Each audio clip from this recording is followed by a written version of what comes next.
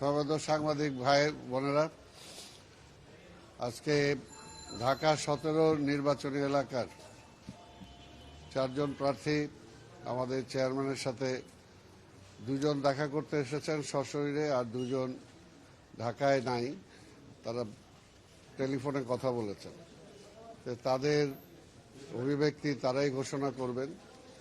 আমি প্রথমে আমাদের ইসের পক্ষ থেকে বিএনএফ এর চেয়ারম্যান প্রেসিডেন্ট জনাব এস.এম. আবুল কালাম আজাদ, উনি কিছু বলবেন।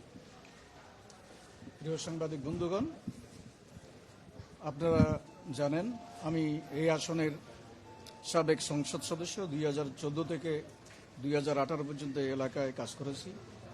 আমি সেই কাজের ফেরস্তি দিতে চাই না, তবে যিনি নির্বাচিত হবেন জনাব তারেক রহমান, তিনি দেখবেন 2014 থেকে 2018 পর্যন্ত কি কাজ হয়েছে। আমি আপনাদের একটা বিষয় বলতে চাই, এই পর্যায়ে এসে আমি বাংলাদেশ জাতীয়তাবাদী দলের প্রার্থী জনাব তারেক রহমানকে কেন সমর্থন করলাম, এর একটি মাত্র রাজনৈতিক কারণ, সেটি হচ্ছে এই দেশপ্রেমিক জাতীয়তাবাদী শক্তিকে এই মুহূর্তে নির্বাচনে জয়লাভ করাতেই হবে। কারণ আমাদের দেশের যে সাম্প্রদায়িক শক্তি 71-এর যে শক্তি, তারা এখন মাথাছাড়া দিয়ে উঠছে। নানা রকমের চিন্তা ভাবনা নিয়ে তারা বাংলাদেশে একটা অরাজক পরিস্থিতি তৈরি করতে চায়। তারা ফিরে যেতে চায় 54 বছর আগে। তারা তাদের ইশতেহারও বলেছে 54 বছরের দেশে কিছু হয় নাই। তার মানে কি 71-এ হয়েছে? তো 71-এ কি হয়েছিল? 71-এ আমি একজন মুক্তিযোদ্ধা হিসেবে কালুঘাট যুদ্ধে অংশগ্রহণ করেছিলাম জেনারেল শওকতের নেতৃত্বে। আমি পার্লামেন্টে বলেছি, মাননীয় স্পিকার, আপনারা বলেন জিয়াউর রহমান যুদ্ধ করে নাই, পাকিস্তানের চর ছিল। আমি প্রশ্ন করেছিলাম, জিয়াউর রহমানকে বীরোত্তম উপাধি কে দিয়েছে? মৌলানা ভাসানী দিয়েছে? না। বিএনপি দিয়েছে? না। বঙ্গবন্ধু মুজিব দিয়েছিলেন। আপনারা কেন তাকে পাকিস্তানের চর বলেন? আমি 3 বীরোত্তমের সাথে যুদ্ধ করেছি, জেনারেল শওকত, জেনারেল জিয়া এবং আমার সামনে মাননীয় সংসদ সদস্য মেজর রফিকুল ইসলাম বীরোত্তম। পার্লামেন্টে এই বক্তব্য আমি রেখেছিলাম। আজকে আমি বলি, দেশে এখন সেই অবস্থা চলে আসছে, আমরা যেন 71-এর আগে ফেরত না যাই। আমরা ফেরত যেতে চাই না। আমাদের ভুল ত্রুটি আছে, আমাদের সংশোধন করেই আমাদের দেশ মাতা বাংলাদেশকে আমাদের বাঁচাতে হবে। বাংলাদেশের স্বাধীনতার সার্বভৌমত্ব সুরক্ষিত করতে হবে। আমরা তারেক রহমান সাহেব একটা স্লোগান দেন, পিন্ডি নয়, ঢাকা নয়, এদেশ আমার দিল্লি নয়, এদেশ আমার বাংলাদেশ। আমি বলি, অমুকপন্থী তমুকপন্থী বাদ দিয়ে আমাদেরকে বাংলাদেশপন্থী হতে হবে। আসুন আমরা বাংলাদেশি জাতীয়তাবাদ, দেশের গণতন্ত্র এবং সাংবিধানিক শাসনকে অব্যাহত রাখার জন্য দেশপ্রেমিক জাতীয়তাবাদী গণতান্ত্রিক শক্তিকে ঐক্যবদ্ধ করি। ঢাকা 17 আসনের জনগণ, গত কয়দিন আমি যেভাবে মানুষের সাথে মিশেছি, আমি পরিষ্কার উপলব্ধি করেছি যে আমার যে ভোট, সে ভোট বিভক্ত করবে এবং সেটা জাতীয়তাবাদী শক্তির ভোটকেই বিভক্ত করবে। এই আশঙ্কা থেকেই এবং আমার দেশপ্রেমিক জাতীয়তাবাদী চেতনা থেকেই আমি জনাব তারেক রহমানকে সমর্থন দিতে এসেছি। আমি ঢাকা 17 আসনের জনগণকে বলি, আপনারা আমাকে যারা সমর্থন করেছেন, আমি বিভিন্ন মসজিদে গিয়েছি, মাদ্রাসায় গিয়েছি, জনপদে গিয়েছি, তারা আমাকে সমর্থন দিয়েছেন। কিছু কিছু মিডিয়া এইসব প্রচারও করেছেন, তাদেরও ধন্যবাদ। যারা প্রচার করেন নাই তাদেরও ধন্যবাদ, কারণ আমারও সীমাবদ্ধতা আছে, সে কারণে আপনাদের পাশে আমি দাঁড়াতে পারিনি। আমি বলি, আপনারা সবাই এই মুহূর্তে দেশপ্রেমিক শক্তির কাণ্ডারি জনাব তারেক রহমানকে দানের শীষে ভোট দিন। ধন্যবাদ সকলকে। আসসালামু আলাইকুম। এখন আমি অনুরোধ করব আরেকজন আমাদের ডাব মার্কার প্রতীক নিয়ে যিনি নির্বাচন করছেন, জনাব শামীম আহমেদ।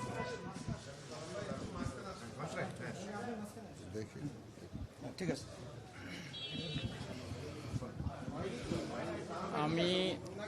আমি ডাব মার্কা নিয়ে ঢাকা 17 আসনে প্রতিদ্বন্দ্বিতা করছি। একটু চেপে দেন।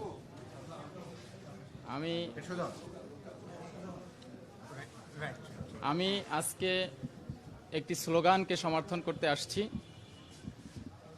সেই স্লোগান হচ্ছে সবার আগে বাংলাদেশ। আমি আমার অতীতে আমার একজন প্রতিদ্বন্দ্বী প্রার্থী বা আমাদের ভাই যত কথা বলেছেন, ওই কথাগুলোকেই সমর্থন করেছি। অতএব এতে করে আমার কথা সংক্ষিপ্ত হবে। আমি বিএনপির সবার আগে বাংলাদেশ স্লোগানকে সমর্থন করতে এসে আমি 17 আসনের আমাকে যারা সমর্থন করেছেন, ভোট দেওয়ার অঙ্গীকার করেছেন, তাদের উদ্দেশ্যে আপনাদের মাধ্যমে আহ্বান জানাই, যারা আমাকে ডাব মার্কায় ভোট দিতে চেয়েছেন, তারা ধানের শীষে ভোট দিলে আমাকে ভোট দেওয়া হবে। আমাকে ভোট দিলে বাংলাদেশ সুরক্ষিত থাকবে। এর বাইরে, ধানের শীষের বাইরে ভোট দিলে বাংলাদেশ সেই আমাদের স্বাধীনতার সার্বভৌমত্ব বিনষ্ট হওয়ার সম্ভাবনা আছে। কারণ আমরা দেশ বিরোধী কোনো শক্তিকে বাংলাদেশের ক্ষমতায় দেখতে চাই না। এতটুকুই। ধন্যবাদ। আমাদের আরও দুজন যে প্রার্থী ছিলেন, জনাব মোহাম্মদ রাশেদুল হক, আনারস মার্কা প্রতীক নিয়ে যিনি নির্বাচন করছেন, এবং আরেকজন মঞ্জুর হুমায়ুন, উনি আপেল মার্কা নিয়ে নির্বাচন করছে। এই দুইজন এই মুহূর্তে ঢাকা নাই, ঢাকার বাইরে আছেন। সেই কারণে ওনারা দুইজনই টেলিফোনের মাধ্যমে আমাদের চেয়ারম্যান জনাব তারেক রহমানের সাথে কথা বলেছেন, এবং কথা বলে তারাও তাদের সমর্থন ব্যক্ত করেছেন, এবং চেয়ারম্যানের পক্ষে তারা আপনাদের মাধ্যমে তাদের শুভাকাঙ্ক্ষী, তাদের সমর্থনকারী যারা আছে তাদেরকে আগামী দিন ধানের শীষ প্রতীকে ভোট দেওয়ার জন্য অনুরোধ করেছেন। আর এই একজন তো আমাদের আগেই করছে, মোরগ মার্কা, যেটা সেটা আপনারা জানেন যে এর আগে মোরগ মার্কা যিনি এনায়েত সাহেব, উনি তো এর আগেই করছেন। অর্থাৎ আজকের এটা প্রমাণিত যে আজকে দেশের বেশিরভাগ মানুষ বা দলমত আজকে আমাদের নেতা তারেক রহমানের পক্ষে বা বিএনপির পক্ষে তারা সমর্থন ঘোষণা করছেন। এতে উতলা হয়ে আজকে দেখেন অনেকটা মাথা খারাপ হয়ে গেছে তাদের, আমাদের প্রতিদ্বন্দ্বী যারা আছে বিভিন্ন জায়গায় দেখতে পাচ্ছেন যে কিভাবে টাকা পয়সা নিয়ে আজকে কী ধরনের ঘটছে।